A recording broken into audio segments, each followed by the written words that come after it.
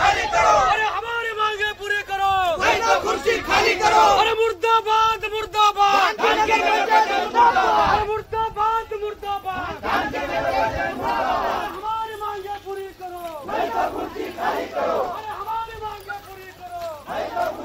आंबेडकरांचा डॉक्टर बाबासाहेब आंबेडकरांचा छत्रपती शिवाजी महाराज की छत्रपती शिवाजी महाराज की। आणि आता लागलेच अनेक वर्षापासून आम्हाला संघर्ष करावा लागला। बाबासाहेबांच्या काळामध्ये आम्हाला पिण्याच्या पाण्यासाठी संघर्ष करावा लागला। आज एवढा मोठा पाऊस असताना सुद्धा, एवढी मोठी पावसाची किमया असताना सुद्धा घाटगी नगर पंचायतला 40 दिवस पिण्याच्या पाण्यासाठी तरसावं लागायलं। पिण्याचं पाणी प्रत्येक माणसाला विकत घ्यावं लागायलं। ही साहेब असतील, उपजिल्हाधिकारी साहेब असतील, तहसीलदार साहेब असतील, सर्वांची समाज पार्टी आणि जंटी भाई विनकरेची संपूर्ण यवतमाळ जिल्ह्याची टीम जोपर्यंत पिण्याच्या पाण्याची समस्या सुटणार नाही तोपर्यंत या नदी पात्रातून आम्ही हटणार नाही। जीव गेला तरी चालेल, परंतु एकही आमचा आझाद समाज पार्टीचा नाही आणि येथील शिवाची बळथरबी करा अशी आमची आझाद समाज पार्टीची मागणी आहे। आणि सर्वांनी आता नदी माननीय जिल्हाधिकारी साहेबांना गांधीचा प्रश्न सोडवा म्हणून निवेदन दिलं होतं आणि जिल्हाधिकारी साहेबांना स्वतः प्रत्यक्ष आमच्या समोर या उपविभागीय अधिकारी साहेबांना फोन केला होता आणि त्यांना सांगितलं होतं की तुमच्या लेवलचा प्रश्न आहे, हे नागरिक आमच्यापर्यंत येतातच कसे, तुमचा प्रश्न आहे, तुम्ही तुमच्या लेवलवर हा पाण्याचा प्रश्न सोडवा। समस्या मिटून देतो आणि जसं पाहिजे तसंच होते। अधिकारी येतात, पदाधिकारी येतात, पाहतात, जातात। 2 टँकर दिलेले आहेत, 2 टँकर आता एका गल्लीमध्ये गेले, दुसऱ्या गल्लीत तिथं भांडणं व्हायला येतात, मारामारी व्हायली। मग आता हे प्रश्न कोण सोडवायचे? आमच्या गावामध्ये पाण्याच्या प्रश्नामुळे पाहुणे मंडळीला आम्हाला बोलवायचं असेल तर आम्हाला त्यांची भीती वाटते, कारण पाण्याची टंचाई आहे। आम्हाला टाकी विकत घ्यावं लागते, 150 रुपयाला टाकी आहे। आता जेणेकरून कशा प्रकारे घ्यायला तुम्हाला येत नव्हतं त्यावेळेस मी जे आपली 3.5-4 किलोमीटर पाईपलाईन झाली थोडी नंतर खूपच जास्त जोखम निघाले त्याच्यामुळे आता जर काम पडलं तर होत नसेल तर आपण तिथून नवीन रिप्लेस करू। तुमचा सर्वे काय आता काय करायला पाहिजे नेमकं? काम पडलं तर होत नसेल तर आता तुमचा निष्कर्ष काय आहे तुमच्या? एवढंच आहे की त्याच्यानंतर आपण नवीन पाईपलाईन टाकून आणि जलशुद्धीकरण केंद्र जे आहे त्याच्यासाठी आजच निविदा पब्लिश केली उन्हाळ्यापर्यंत का पाणीच नाही तर शुद्धीकरण केंद्र काय खायचं काय? पाणी तिथे पोहोचल्यानंतर कधी पोहोचतं पाणी पोहोचतं शुद्धीकरण टाका ना। हे जास्तीत जास्त 1 महिन्याच्या आतमध्ये कोणत्या परिस्थिती लेखी द्या तसं लेखी कधी आता सध्या आपण रिपेअर करू आलो। माझ्या मते 5 जून रोजी टेंडर निघालं होतं दुरुस्तीचं। आज किती तारीख आहे? 4 जुलै 1 महिना। एवढ्या कालावधीमध्ये दुरुस्त होऊ शकत नाही। एवढ्या कालावधीमध्ये जे पाईपलाईन होती आपली ते तिथपर्यंत गेली कारखान्यापर्यंत। तिथे काय झालं, तिथं पूर्ण चोकअप निघाली म्हणून आपण ते पर्याय व्यवस्था टँकर चालू केलं त्यावेळेस का म्हणजे पंचायत नाही उडाला आपलं 23 तारखेला मला नाहीत ना, शिवसाहेबांनाच अधिकार नदीला टेंडर लावण्याचे अधिकार मला नाहीत।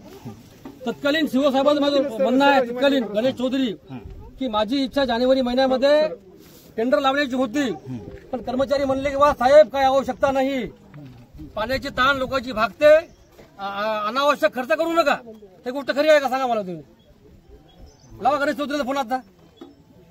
तत्कालीन शिव होते ते, माझी पूर्ण तयारी होती म्हणून मला कर्मचाऱ्यांनी दिशाभूल केली। सर्वात प्रमुख अधिकारी साहेब होते, तर तुम्ही काय केलं अलीकडे तुम्ही सांग काय केलं ते?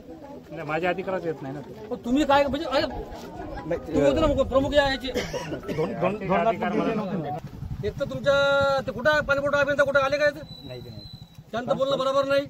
माझ्याकडे उमरखेडचा चार्ज आहे, मला तिथलं थांबावं लागते। उमरखेडला पाणी टंचाई आहे का आता? मी त्याही शोकत दिली उमरखेडला टंचाई पाण्याची आहे का? नाही ना, टंचाई इथं आहे ना, मग टंचाई इथं तर या पाहिजे ना। मग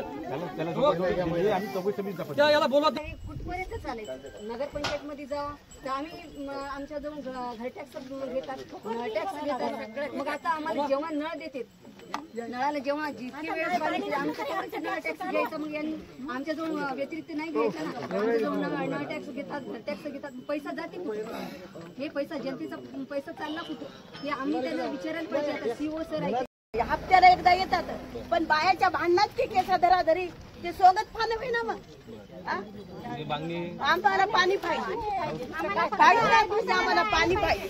पाणी काला एक लागत नाही एवढं सांगा, पाणी प्रत्येकात वापरायला पाहिजे। मग आता चालू आहे ना, थोडा महिना झाली तर आम्ही पत्राचं पाणी पाहिजे। आम्हाला पाणी पाहिजे. चढून बसायचे तर आम्ही सगळेजण भांडे बहिणीचं पाणी भरायला तेच पाणी वापरायला पियायला आमची लेकरं बिमारी आजारी पडायला मग कसं करायचं. आमची पाणी विकल्याशिवाय आम्ही पाणी नाही आहे तर त्यामुळं आणखीची जनता ही खूप त्रस्त झालेली आहे. आणखीमुळे खूप या पाण्यामुळं खूप परेशान आहे.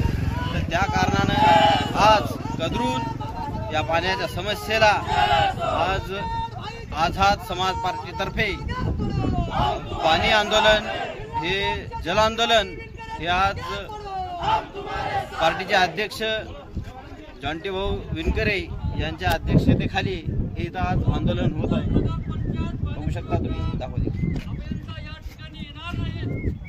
तोपर्यंत या ठिकाणी एकही आंदोलन पाण्याच्या बाहेर निघणार नाही. अन्यथा सोबत असलेल्या महिलांना सुद्धा इथं यावं लागेल. त्याची प्रशासनाने दखल घ्यावी. सर्वस्वी पाणी पुरवठा अभियंता या पूर्ण प्रकरणावर जबाबदार आहे. चला बोलवायचं त्याचं फोन देणं काय कारण पाणी पुरवठा याचा अभियंत्याचं काही कारण नाही. फोन देण्याचं